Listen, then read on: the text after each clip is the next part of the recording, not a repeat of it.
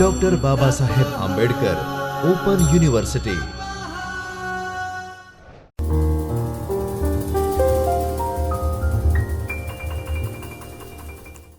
નમો નમઃ।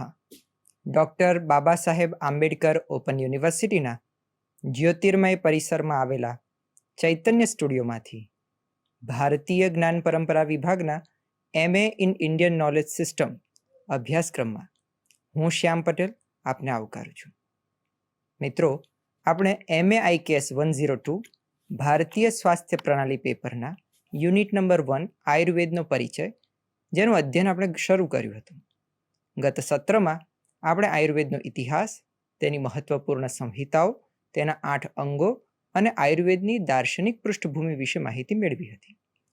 મિત્રો, આ સત્રમાં આયુર્વેદનું પ્રયોજન અને તેના મૂળભૂત સિદ્ધાંતોને સમજીશું। તત્રાદૌ આયુર્વેદનું પ્રયોજન। હિતાહિતમ સુખમ દુઃખમ આયુસ્તસ્ય હિતાહિતમ માનમ ચ તચ્ચ યત્રોક્તમ આયુર્વેદ સ ઉચ્યતે। આયુર્વેદ શબ્દમાં 2 શબ્દ છે, આયુ અને વેદ। આયુ એટલે જીવન અને વેદ એટલે જ્ઞાન, જાણવું।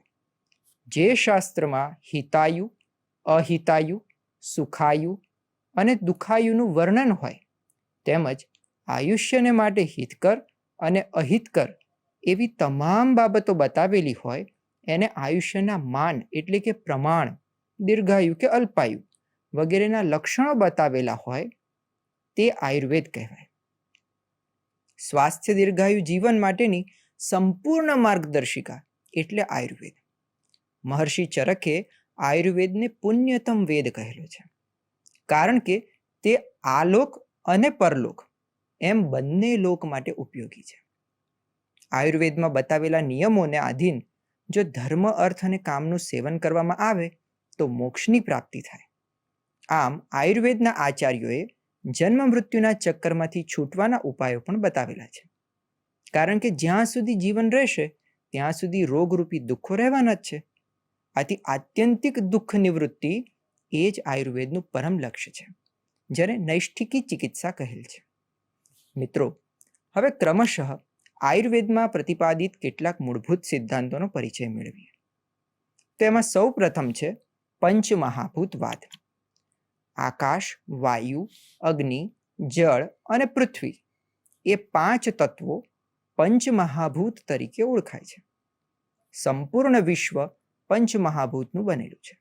આપણું શરીર, વનસ્પતિ, સમગ્ર જળ સૃષ્ટિ તેમજ ચેતન સૃષ્ટિ પંચમહાભૂતની બનેલી છે। આથી આયુર્વેદમાં પંચમહાભૂતનું વિસ્તૃત વર્ણન કરવામાં આવેલું છે। હવે બીજો મુદ્દો છે ત્રિદોષવાદ। પંચમહાભૂત શરીરમાં ત્રિદોષના રૂપમાં અભિવ્યક્ત થાય છે।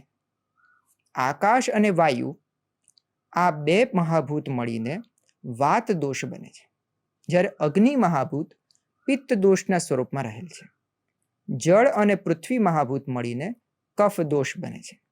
આ 3 દોષ જ્યારે સામ્યાવસ્થામાં રહે છે ત્યારે શરીર સ્વસ્થ રહે છે, પરંતુ કોઈ એક અથવા 2 અથવા 3 દોષમાં વૃદ્ધિ કે ક્ષય થાય ત્યારે રોગ ઉત્પન્ન થાય છે। ત્રિદોષના પ્રકાર, ગુણ અને કર્મ વિશે આગળ વિસ્તારપૂર્વક બતાવવામાં આવશે। હવે ત્રીજા મુદ્દા તરીકે જોઈએ તો સપ્તધાતુ અને ત્રિમળ। શરીરની 7 ધાતુઓ એટલે કે રસ, રક્ત, માંસ, મેદ, અસ્થિ, મજ્જા અને શુક્ર છે, જેને દુષ્ય પણ કહેવામાં આવે છે, કારણ કે દોષ દૂષિત થઈને આ ધાતુઓને પણ દૂષિત કરે છે। શરીરમાં મુખ્ય 3 મળ છે, મલ, મૂત્ર અને સ્વેદ, જ્યારે અન્ય મળ એટલે આંખ, નાક, કાન વગેરે ઇન્દ્રિયોના મળ હોય છે। સ્વાસ્થ્ય જાળવી રાખવા માટે મળનું યથાસમય શરીરમાંથી નિષ્કાસિત થવું ખૂબ જ જરૂરી હોય છે। આ જ ક્રમમાં મિત્રો ચોથો મુદ્દો છે પ્રકૃતિ। પ્રકૃતિ એ આયુર્વેદનો ખૂબ જ મહત્વપૂર્ણ સિદ્ધાંત છે। પુંબીજ એટલે સ્પર્મ અને સ્ત્રી બીજ એટલે કે ઓવમ એનું મિલન થાય અને ગર્ભનું નિર્માણ થાય છે। ત્યારે જ ગર્ભની પ્રકૃતિ એટલે કે શરીરની તાસીર જેને આપણે કહીએ, સ્વભાવ કહીએ, તે નક્કી થઈ જતી હોય છે અને તે મૃત્યુ પર્યંત રહે છે. પ્રકૃતિ બે પ્રકારની હોય છે, શારીરિક અને માનસિક. દોષ અનુસાર વાતજ, પિત્તજ, કફજ એમ બે દોષોવાળી વાત પિત્તજ, પિત્ત કફજ તથા વાત કફજ તેમજ વાત પિત્ત કફ એમ 7 પ્રકારે હોય છે. ત્રણેય દોષ જો સમ અવસ્થામાં હોય તો તે શ્રેષ્ઠ પ્રકૃતિ ગણે છે. પોતાની પ્રકૃતિને જાણીને જો એ પ્રમાણે આપણે આહાર વિહારનું ધ્યાન રાખીએ તો ઘણા બધા રોગોથી બચી શકીએ. જેમ કે પિત્ત પ્રકૃતિવાળી વ્યક્તિ હોય એ જો ગરમ પદાર્થનું સેવન વધારે કરે તો તેને પિત્તના રોગો થવાની સંભાવના વધી જાય છે. કફ પ્રકૃતિવાળી વ્યક્તિ કરતાં વધારે રહે છે સ્વાભાવિક રીતે. મનના 3 ગુણો જેને આપણે અહીંયા માનસિક પ્રકૃતિ તરીકે જોઈએ તો એ છે સત્વ, રજ અને તમ. આ 3 અનુસાર માનસિક પ્રકૃતિ નક્કી થાય છે. સાત્વિક, રાજસિક અને તામસિક પ્રકૃતિ. રોગ ઉત્પન્ન થવામાં તેમજ રોગને દૂર કરવામાં આપણા મનનો અગત્યનો ભાગ હોય છે. રજ અને તમ એમને મનના દોષ ગણવામાં આવેલા છે. રજસ તમશ્ચ માનસૌ દોષૌ તયોર વિકારાઃ કામ, ક્રોધ, લોભ, મોહ, ઈર્ષ્યા, માન, મદ, શોક, ચિત્ત, ઉદ્વેગ, ભય, હર્ષાદયઃ. મનમાં ઉત્પન્ન થતા કામ, ક્રોધ આદિ ભાવોની શરીર પર પણ અસર પડે છે, જેને કારણે BP, diabetes, obesity, heart disease, depressions જેવા અનેક ઘાતક રોગો થઈ શકે છે. મિત્રો, આયુર્વેદમાં રોગીની જે વિવિધ પ્રકારની પરીક્ષાઓ બતાવેલી છે તેમાં એક છે સત્વ એટલે કે મનની પરીક્ષા. મન જેટલું પ્રબળ હોય તેટલો રોગ જલ્દી દૂર થાય. રોગીનો એક ગુણ છે સત્વવાન હોવું, સ્ટ્રોંગ વિલ પાવર. પોતાને થયેલ રોગને દૂર કરવાની પ્રબળ ઈચ્છા શક્તિ ધરાવનાર રોગીનો રોગ ચોક્કસપણે મટી શકે છે. એ ઉપરાંત આયુર્વેદમાં રોગ અનુસાર પથ્યાપથ્ય એટલે કે પરેજી, શું ખાવું અને શું ન ખાવું એ બતાવેલ છે. તેનું પાલન કરવા માટે પણ મજબૂત ઈચ્છા શક્તિ જોઈએ. જો પથ્ય પાલન ન કરવામાં આવે તો માત્ર ઔષધિઓના સેવનથી રોગને મટાડવો મુશ્કેલ છે. આથી જ આયુર્વેદમાં મનનું લક્ષણ, તેના ગુણો, કર્મ અને વિષયોનું વિસ્તૃત વર્ણન કરવામાં આવ્યું છે. મન અને શરીર એકબીજાને અનુસરે છે. મિત્રો, પ્રકૃતિ પછી સમજીએ અગ્નિ તત્વને એટલે કે જઠરાગ્નિ. આયુર્વર્ણો બલમ સ્વાસ્થ્યમ ઉત્સાહોપચયૌ પ્રભા ઓજસ તેજોગ્નયઃ પ્રાણાઃ ચોક્તા દેહાગ્નિ હેતુકાઃ શાંતેગ્નૌ મ્રિયતે યુક્તે ચિરમ જીવત્યનામયઃ રોગી સ્યાદ વિકૃતે મૂલમ અગ્નિસ્તસ્માન નિરુચ્યતે. મિત્રો, આયુર્વેદમાં જઠરાગ્નિની સ્થિતિને ખૂબ જ મહત્વ આપવામાં આવ્યું છે. જે અગ્નિ મહાભૂત પ્રધાન પિત્ત અંતર્ગત રહેલ છે, જેનું મુખ્ય કાર્ય મેટાબોલિઝમ અને ટ્રાન્સફોર્મેશન છે. એ ઉપરાંત આયુષ્ય, શરીરનું બળ, વર્ણ, સ્વાસ્થ્ય, ઉત્સાહ, પુષ્ટિ, શરીરની કાંતિ, ઓજસ્વીતા માટે તેમજ દીર્ઘ જીવન અને મૃત્યુ માટે પણ અગ્નિની સ્થિતિને જવાબદાર માનવામાં આવે છે. શરીરમાં અગ્નિનો નાશ એટલે મૃત્યુ. જો અગ્નિ સમ અવસ્થામાં હોય તો શરીર સ્વસ્થ રહે છે, જ્યારે વિષમ, મંદ કે તીક્ષ્ણ અગ્નિ અનેક પ્રકારના રોગો ઉત્પન્ન કરી શકે છે. સૌથી પ્રધાન જઠરાગ્નિ. 7 ધાતુઓની 7 ધાત્વગ્નિ અને પંચમહાભૂતના આધારે પંચભૂતાગ્નિ એમ કુલ 13 પ્રકારની અગ્નિ હોય છે. આચાર્ય વાગ્ભટ્ટના મતે બધા રોગોનું મૂળ કારણ મંદાગ્નિ છે. આથી જ આયુર્વેદનું એક પ્રધાન અંગ કાય ચિકિત્સા છે. અહીં કાય એટલે અગ્નિ આધારિત ચિકિત્સા. આચાર્ય સુશ્રુતે તો અગ્નિને ઈશ્વરની ઉપમા આપી દીધી છે. અન્નને પચાવીને તેને શરીર માટે ઉપયોગી ધાતુઓમાં પરિવર્તિત કરવાની શક્તિ સૂક્ષ્મ હોવાના કારણે તેનું વિશેષ વિવેચન કરવું શક્ય નથી.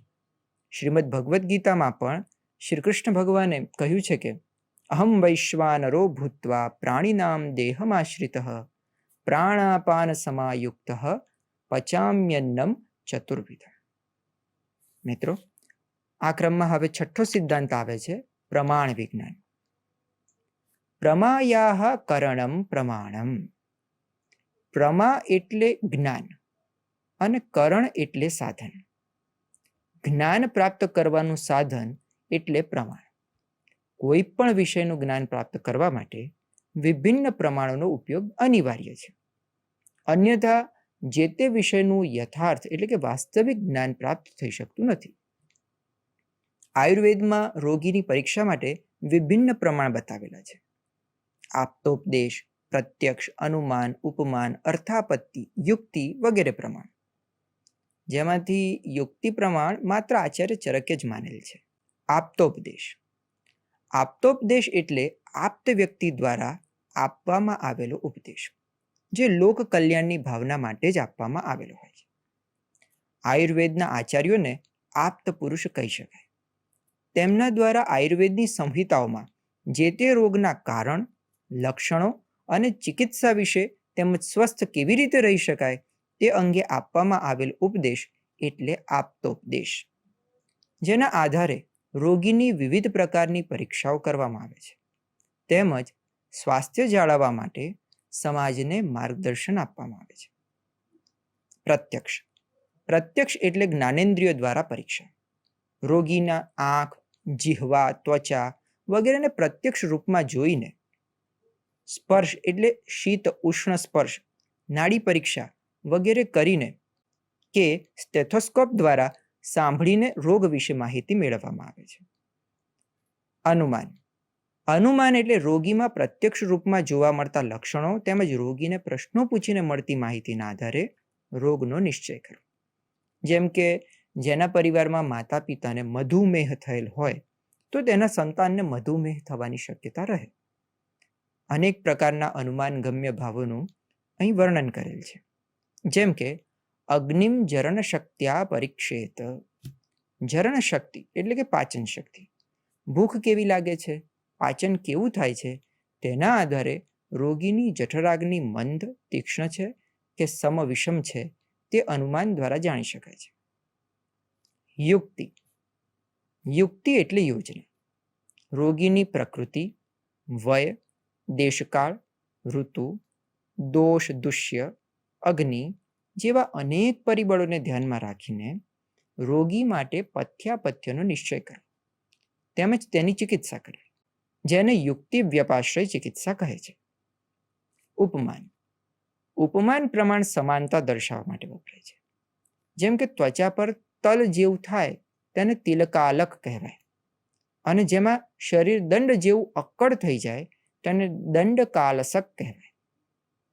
મિત્રો, હવે પ્રમાણ પછીનો સાતમો સિદ્ધાંત છે કાર્યકારણવાદ. દરેક કાર્યનું એક નિશ્ચિત કારણ હોય છે. દર્શનશાસ્ત્રોમાં સત્કાર્યવાદ, અસત્કાર્યવાદ, પરિણામવાદ, વિવર્તવાદ જેવા અનેક વાદોનું વર્ણન જોવા મળે છે. આયુર્વેદમાં પણ કાર્યકારણવાદનો સ્વીકાર કરવામાં આવેલો છે. જેવું કારણ હશે એને અનુરૂપ કાર્ય જોવા મળશે. જેમ કે મધુર, ગુરુ, સ્નિગ્ધ પદાર્થોનું અતિ સેવન કરવું, પરિશ્રમનો અભાવ જેવા કારણોને અનુરૂપ કાર્ય અર્થાત સ્થૌલ્ય કે મધુમેહ જેવા રોગો થતા જોવા મળે છે. વળી આયુર્વેદ કર્મના સિદ્ધાંતમાં પણ માને છે. આથી અમુક રોગો માટે વ્યક્તિના કર્મો જ કારણ તરીકે નિમિત્ત બને છે. જેમ કે ઉદર રોગ, કુષ્ઠરોગ, શ્વિત્ર, ઉન્માદ જેવા રોગોને કર્મજ વ્યાધિ માનવામાં આવેલા છે. તેના માટે ઔષધ ચિકિત્સાની સાથે દૈવ વ્યપાશ્રય ચિકિત્સા કે જેની અંદર મંત્રોચ્ચાર, યજ્ઞ, દાન, વ્રત, ઉપવાસ, ધ્યાન વગેરેનો સમાવેશ થાય છે, જેના ખૂબ સુંદર સકારાત્મક પરિણામો પણ જોવા મળે છે.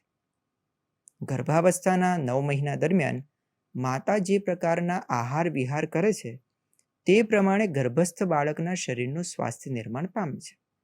ઉદાહરણ તરીકે માતા દ્વારા લવણ રસનું અતિ સેવન કરવામાં આવે તો તેના બાળકમાં વાળનું અકાળે સફેદ થવું, વાળ ખરવા, ત્વચામાં કરચલીઓ પડવી જેવા લક્ષણો જોવા મળી શકે છે. મિત્રો, આ ક્રમમાં જ 8મો સિદ્ધાંત આવે છે સૃષ્ટિ આવિર્ભાવ. અવ્યક્ત, મહત, અહંકાર તથા 5 તન્માત્રા, આ 8 તત્વોને ભૂત પ્રકૃતિ કહેવામાં આવે છે.